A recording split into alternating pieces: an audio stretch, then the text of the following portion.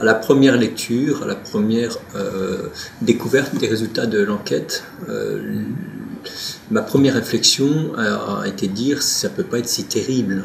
Les toutes premières interrogations que j'ai eues, c'est quel était le panel, dans quelle zone géographique ça a été conduit, est-ce que ce n'était pas plutôt des grandes structures. Ça, c'était la première réaction spontanée. Aussi en réaction peut-être par rapport à mon propre environnement de travail. La seconde était de réfléchir, de prendre un peu de recul et puis de se dire que c'est fondamentalement pas très étonnant.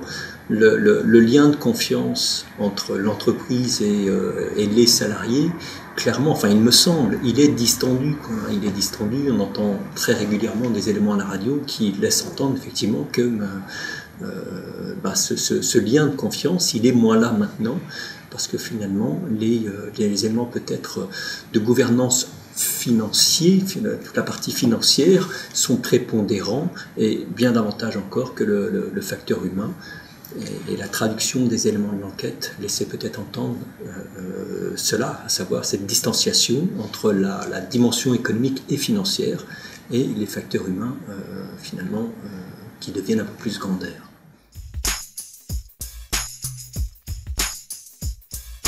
Je trouve qu'elle est essentielle, elle est consubstantielle de l'exercice de notre fonction, hein, chercher à emmener le plus de monde, le plus de monde dans le projet d'entreprise. On a la chance là chez Condat d'être en train de travailler justement sur un projet à 10 ans.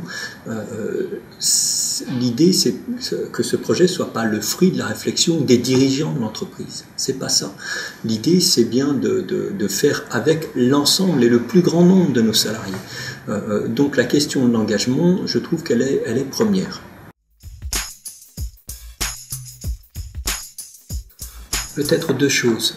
La première, c'est qu'on peut être d'accord et assez vite, des personnes présentes, d'accord sur la finalité première, à savoir qu'il faut redonner une place plus importante à l'humain et au social. Là-dessus, on peut tous se retrouver. Mais la seconde, de manière plus pragmatique aussi, c'est que les voies finalement de solution à ce problème de déconnexion, elles sont multiples et elles sont propres à chaque entreprise. Et il faut bien se garder, je pense, de recettes générales. Il faut aller chercher finalement des solutions qui vont être en lien avec le contexte d'action, avec le territoire, la géographie, avec des éléments du projet d'entreprise. Et je pense que la réponse, elle est multiple. D'accord ? On peut être d'accord sur la finalité, chercher à mettre plus d'humain dans le fonctionnement de l'entreprise et à une place plus importante. Maintenant, dans la mise en œuvre, la réponse, elle doit être locale, il me semble.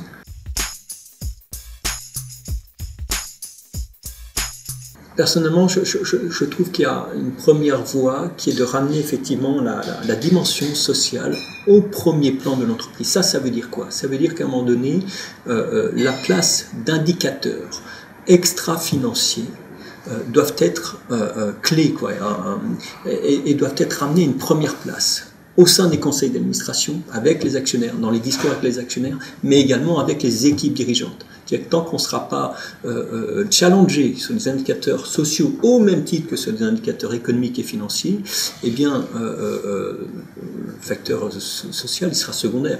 Donc c'est déjà là, hein, c'est déjà finalement dans l'intérêt premier que doivent porter les dirigeants et les conseils d'administration au facteur humain, déjà ça.